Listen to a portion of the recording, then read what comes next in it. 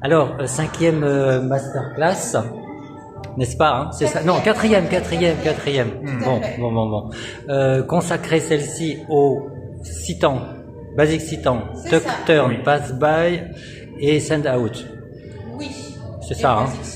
Oui. Alors la dernière fois, c'était les circles et les swing out. Alors, je ne sais pas ce que vous en avez pensé, mais moi j'ai quand même été stupéfait par quelque chose, c'est de voir à mon niveau, j'ai pu constater que les followers gagnaient en légèreté à chaque passage, mais c'était fou. Les connexions étaient beaucoup plus fluides. On était tous beaucoup plus fluides. Je ne sais pas si vous avez constaté ça, vous. Si, c'est le but. C'est le but, mais mais encore. C'est le but, mais oui, avec un peu plus de précision dans la géographie, ça permet tout de suite d'avoir une bonne distance avec son partenaire et donc de ce fait systématiquement la connexion s'en ressent. Bon, donc on va voir ce qu'il en reste aujourd'hui, enfin comment ça continue de se développer, comme dirait Goldwyn, il faut pratiquer, rien n'est difficile si on pratique beaucoup, n'est-ce pas? Exactement. Alors, le thème d'aujourd'hui, citant, tuck turn, pass by, send out. Un petit commentaire, moi je poserai une question après, mais... Il est là encore. C'est quoi la question? Eh bien, il n'y en a pas. La question c'est commentaire. Comme toujours, on travaille les basiques. Là aujourd'hui c'est vraiment sur 6 temps et après par la suite combiner 8 temps et 6 temps. Ça ce sera la prochaine fois. Hein. La prochaine étape. Alors sur le tuck turn il y a quand même pas mal de variations et moi j'ai pu remarquer que toi Goldwyn tu as une manière d'accompagner, de guider bien sûr avec le corps mais d'accompagner très loin la follow et je me souviens que Charlotte avait dit c'est très confortable sa manière de faire.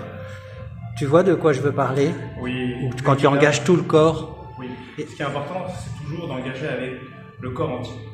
Plus on guide avec le corps, plus on donne cette sensation de légèreté pour les followers. Est-ce que cette variation qui t'est propre, enfin que tu aimes approfondir, en tout cas utiliser, elle sera au programme là ou pas? Elle y sera, donc c'est pas la peine de te demander de la montrer là. Bon. Il y a une chose aussi que j'ai remarqué, c'est que j'ai l'impression qu'on est souvent habitué aux 8 ans et quand ensuite il faut passer à la même figure en 6 temps, on panique un peu ou c'est compliqué, on sait plus trop où on en est. C'est moi comme ça ou ça arrive? Alors c'est pas toi comme d'hab, hein. Effectivement ça change un peu les pas, les footwork.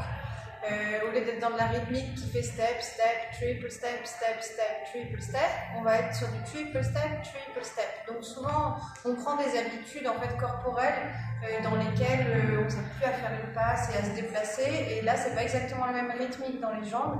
Donc ça a un peu une incidence au début sur le confort, mais c'est comme tout, on le travaille et puis après, en fait, on est à l'aise et ça prend sens, c'est fluide.